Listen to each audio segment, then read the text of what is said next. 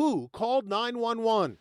I don't want to start any conspiracy theories, but I'm starting to believe there's something very strange going on with this case. Who called 911? We're learning that the caller was not, repeat, not either of the two roommates who live in the house and apparently slept through the massacre. So the mystery is, who did make that 911 call to police, and how did that person make the gruesome discovery?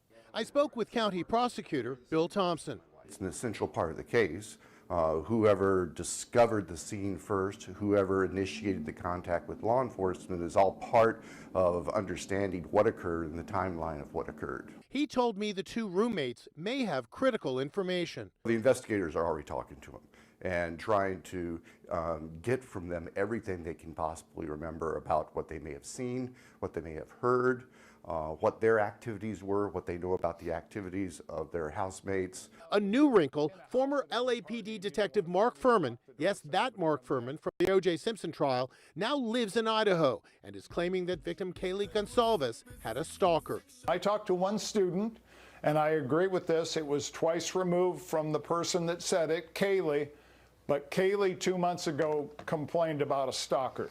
Only when I ain't in bed on my own. This social media video shows all 5 women in the kitchen of the house they shared. We're learning that the killer, for some reason, bypassed the rooms where the 2 young survivors were sleeping. Their story was they heard partying, they heard noise, but they just, as usual, said, there's partying going on, and they locked the door. Another mystery, where was Kaylee's dog the night of the killings? Why didn't his barking wake everyone up?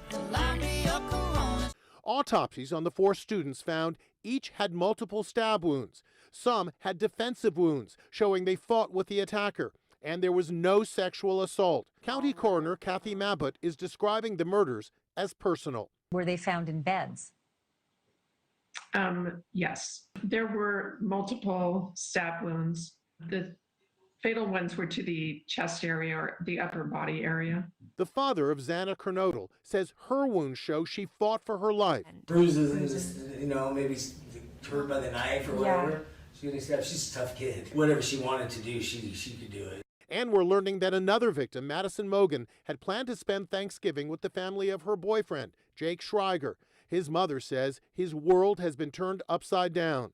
There's growing anger over the progress of the investigation in Moscow, Idaho.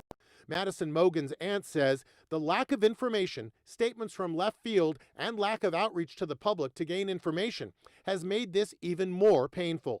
On a typical weeknight, Main Street in this small college town is bustling, but not tonight. So many people are fearful over these 4 brutal homicides that many students have left campus and returned home, leaving Moscow, Idaho, a virtual ghost town. I found University of Idaho student Grace Martin, who lives across the street from the murder scene, as she joined the exodus of students heading home. Living next to the crime scene, it feels very dark. There's kind of a spirit of death around a bit.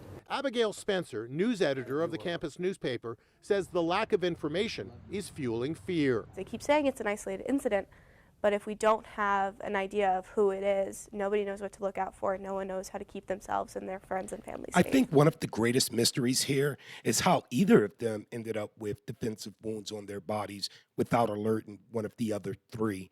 I think that the police department owes it to the residents of that town to, assure them that they're safe, that there's not a killer amongst them. And I also think the families deserve a little bit more answers. Let me know what you think. Comment, like, subscribe, and I'll get back with you later.